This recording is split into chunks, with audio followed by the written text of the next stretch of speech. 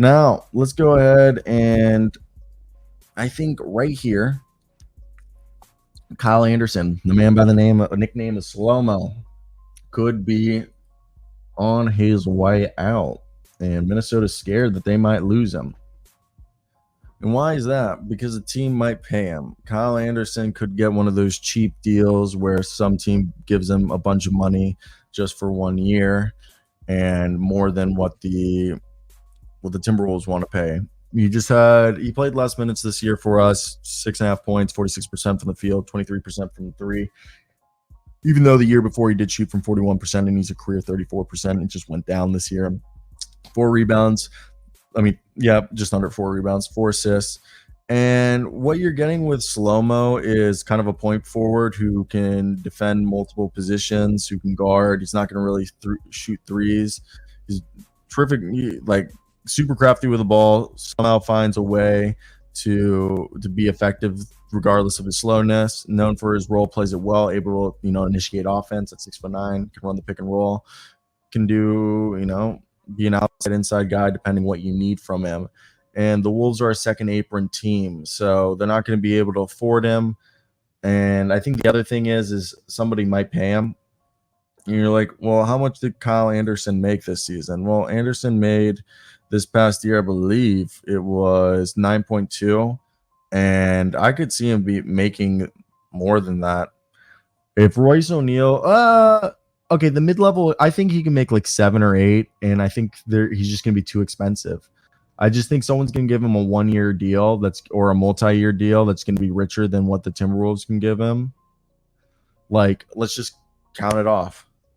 The Rockets, the Heat, the Hornets, the Knicks, the Celtics. I know like some of these teams are like they have different ways they would be able to.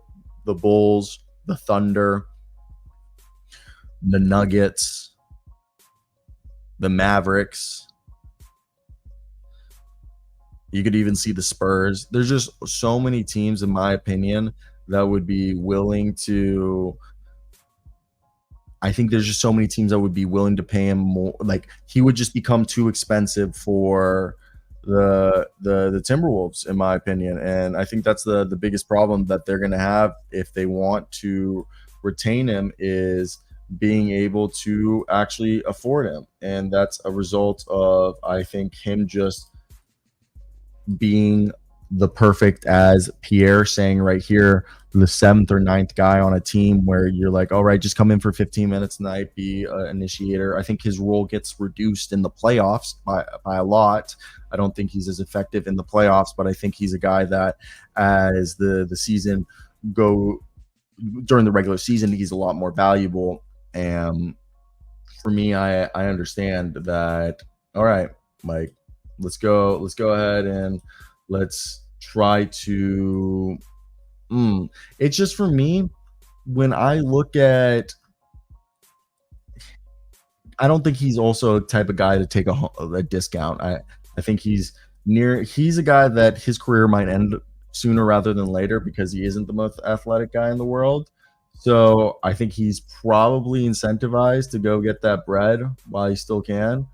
And with that being said, why stay somewhere where I think there's plenty of other teams that are willing to go out and get him. So that's my 2 cents on the matter. And I mean, I'm more than willing to hear your guys' opinions if you guys agree with me.